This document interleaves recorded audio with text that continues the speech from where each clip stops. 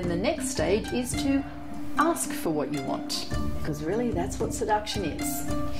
So the first point I want to make about asking for what you want is how you ask. Now you can ask in three ways. You can demand, you can request, and you can invite. And the further you go towards the invitation, the more enticing that asking is. So let's say that you would like to have some sex. If you say to your partner, I want sex, that's a demand. Or give me sex, come to the bedroom now, now's time for sex. Well, you're being really clear, but are you being enticing? Is she going to go, oh yeah, turn me on baby, I'm there? Probably not. So chances are you need to be more than demanding to get what you want in that sense. So you might try to do it more as a request. Darling, could we have some sex please? Or, sweetheart, I'm in the mood for some lovemaking, let's have some sex. That's more of a request, and yes, that certainly is going to at least grab her attention, whereas that earlier demand is probably going to make her go, I don't think so. So she'll probably engage with you. Yep. And probably engaging up at the head level. Yes, you want some sex. Yes, okay. But that's not necessarily going to get her moving towards you. It might, but if you can make it more enticing, then she's much more likely to do what it is that you want. And there's many ways that you could be enticing, that you can invite her. Sort of like, oh darling, I've been having such a lovely evening with you, you're so gorgeous, you smell nice tonight, so I was thinking that maybe it could be good if we headed up to the bedroom a little earlier. It's just an example, but can you see how that's much softer? That you're painting a little bit of a picture, that you're focusing on her and why she would want to do what it is that you want. Because it's possible in that scenario, sex doesn't even come into her mind. She might be thinking, oh, I'm going to sit down and watch a movie tonight or something like that. So if you want to kind of distract her and kind of bring her around to the way you want to do it, you've got to do it in a way that's going to work for her as well. And that's where an invitation is so much better. Part of the invitation is that it's focused on the other person, that it's soft, and it might be quite descriptive as well. So think about that, and think about the way that you ask for what you want in your relationship, and see if you can move more to that invitation. Just got to warn you, sometimes if the invitation is too subtle, it might go over the person's head, and sometimes you have to come back and be a little bit more of the request. So if you're telling her all about, oh, how lovely it is and la la la, and she's like not getting, and kind of then say, so, well, you know, I'm just thinking that I would rather like to have some sex tonight. What do you think, darling? So you can put that in there just to be sure that she understands what you're saying if she's kind of missing it. So you probably noticed that also, that when I say these words, there's nothing crass about them. There's nothing blatant or obvious. Now, for you, you might be thinking, I'd love my wife just to come up and say, hey, let's have sex. But you know what? I've spoken to plenty of men whose partners are quite blunt and blatant like that. And they too, the men too, say, gosh, darling, do you think you could soften it a little bit? Like, actually, no, I don't just want sex right now.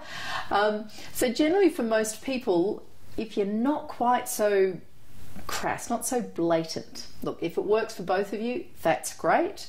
But if it doesn't, try softening it. Try being a little bit more poetic. Because I certainly talk to very many women whose partner's idea of initiating sex or instigating sex is, hey, how about some sex? Or the crudity that some men seem to think is going to turn on their partner is quite amazing.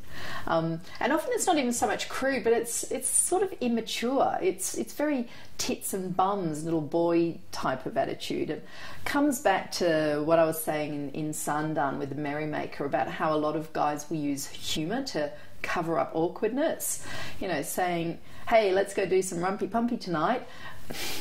It's just not very seductive. It sounds a little bit juvenile, and if her response is like a rolling of the eyes, then chances are the type of language that you're using is not working for her. Now, if this is really leaving you going, I don't know how I can speak seductively to my partner, well, you know how you need to find out? You need to ask her. You need to find out what kind of language, what kind of invitation might work for her. Because she might be okay with a bit of a, hey, let's have an early night tonight. She might run with that, like, yeah, okay, yeah, cool, good suggestion, thank you. Or for her, that might be like, no, I don't want that. Yeah. So get to know your wife or your girlfriend, and also get to know her eroticism, and focus on what kind of mood she's in. Because if she's in a really good, positive, happy mood and you've been having a really good time together, then it's a lot easier to go, hey, bedroom time, and she's like, yeah, I'm with you there. But if, you can tell that she's maybe tired or distracted or something like that, or if you just know that she's nervous about sex or not very sexually confident, then, yeah, you've got to, like, tease her out a little bit. And, remember that chocolate cake thing that I was talking about in Godan? It's kind of like, chocolate cake, this is going to be nice, you're going to like this, really you are. Not in a manipulative way, in a way that's focusing on her and what you know she's going to enjoy out of it as well. So those are some really important things. It's also important to give her feedback. A lot of women are not very confident sexually, and if you can give her positive feedback as you're going, then that's going to make her feel a lot more confident as well, particularly if you're wanting her to engage in any sexual activities where she is lacking in this confidence. I don't know, maybe you like receiving oral sex, but she doesn't feel particularly confident about it. So it's important that you can give her some feedback when she is doing well. But if you need to give her some advice that it's not so good, it's always important that to avoid sounding like you're criticizing, that you sandwich the feedback or the criticism between two positives. So you start with a positive, then you say the negative, and then you say the positive again. So let's just use the example of her giving you a blowjob, and let's say that she's not doing it quite the way you would like, or she doesn't feel very confident about it. Then you need to start out by sort of saying, "Oh, darling, that's good. You're really getting good at this, and I'm loving it, and really feeling special. And if you could just pay a little bit more attention to your teeth, because sometimes there's a bit of a nip in there, and it just makes me feel a bit awkward. And but the way you use your lips, it's beautiful, and I love the way you look up at me when you're doing it. You've been paying attention to Jacqueline's courses, haven't you?" Then she's going to be thinking, oh, you started with a positive, so she's going to listen. The negative is just in there like, oh yeah, the teeth thing. And then the positive again, oh, but my lips, and I'm paying attention. And the overall thing is, he's happy, I'm doing well, there's a bit more that I can do better. This is how you give the feedback in any part of life, but particularly sexually, because people are so sensitive when it comes to their sexuality.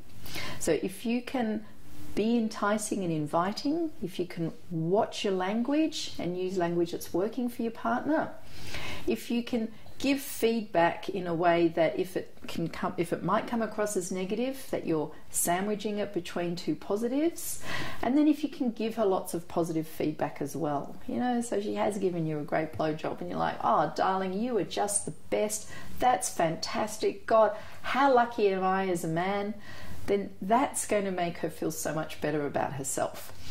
Even if, like so many women, she's not good at taking compliments, even if her response to a compliment is, oh no, not really, oh I'm not, don't worry about that, just say it anyway, because it's going to sink in. Okay? So that is the art of asking for what you want.